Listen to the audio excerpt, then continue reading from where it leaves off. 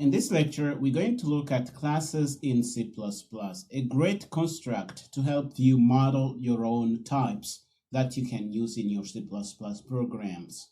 We're going to look at this from a practical perspective. We want to use a few classes in C++ to model a 3D object like this. It's called a parallelepiped. I don't know how you pronounce that. But the shape we are targeting in our modeling is this one. And this is what classes are about in C++ and really in any programming language. Classes allow us to model our own C++ types or our own objects that we can work with in our programs. So now that you have an idea of what we are targeting, let's head to Qt Creator and start building this thing. Okay, here we are in Qt Creator. We're going to start a new project like we did in other project so far. Plain C++ project. We're going to call it 110 classes 1. We're going to save it in the usual location. Hit next until you have your project generated like this. The first thing we're going to try and model is this rectangle here on the base of our 3D shape. The rectangle ABCD. We're going to model it and then we're going to build on top of that to have the full shape. So we come to Qt Creator, and how do we model the rectangle? We use a class and we define a class like this. Our class is going to be called rectangle, and when you define your class you have to put a semicolon at the end of it. Our class is going to have two private members. One is going to be an integer for width, and another is going to be an integer for length. Okay, all this might be not making sense for you now. And what we just did, we defined members of our class, and it has two members as of now. One is the width of the rectangle that we are modeling, and the other is the length. What about this private keyword?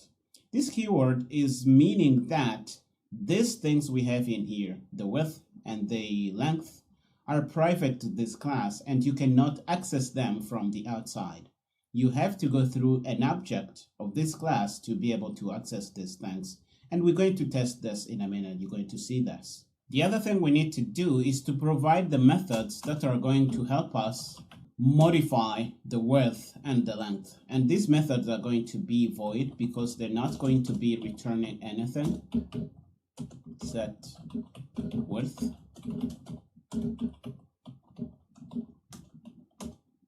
And we're going to provide another method that is going to say void set length.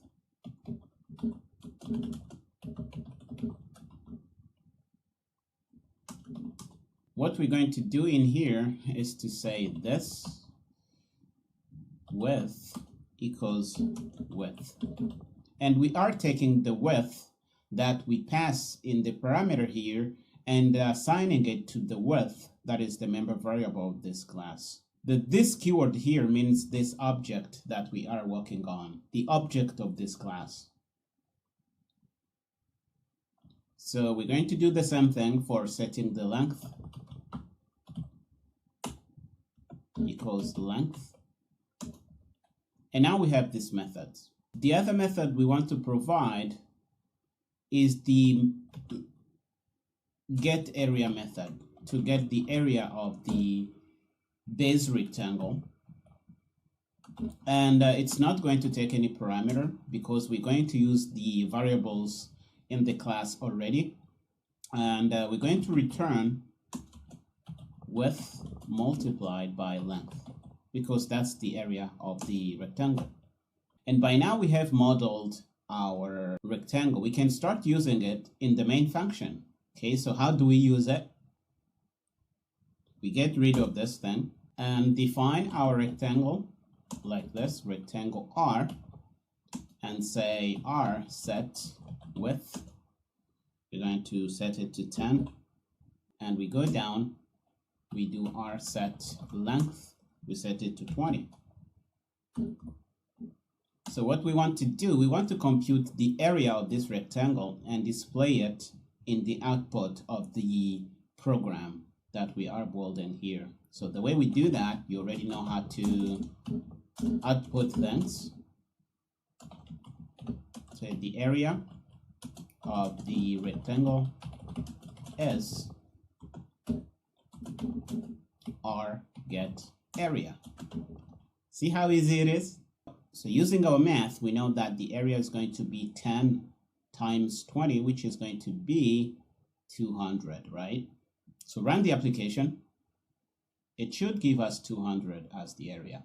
And here we are, 200 as the area. And our program is working here. So what we are doing, we are instantiating our own type that we just defined here. And we call method on the object of our class like this. So you pass in the variable name and you hit dot, and then you call public methods that you have defined. And by now, the public private things should start making sense here. We are able to call these methods because they are public inside our class. Let's change them to private to see what happens. Okay, so let's make this private and build the application. It's going to complain. Rectangle set width is private. These things are private. You are not allowed to call them in the main function. So we change them back to public and all is going to be fine again. 200. The next thing I want to show you before we close up is that you can define your method outside your class. And sometimes you need this to have code that is more organized in some ways. So we're going to show you how to do that here. The way you would do that, we get rid of the body of the method and we put a column here because we only want to have the signature of the method inside the class. And we go outside the class and we define our method as we would define it. So we say void and we specify the class the method is in before we say the name of the method. Okay, set width and width, and we do what we were doing before. So we say this width equals width, and we should be fine as we were working before. Let's run the application and all is working fine. So we can do the same thing for set length. Get rid of the body here, take the method outside, say void rectangle set length. We say this length equals length. If we run the application, we're going to see the same thing.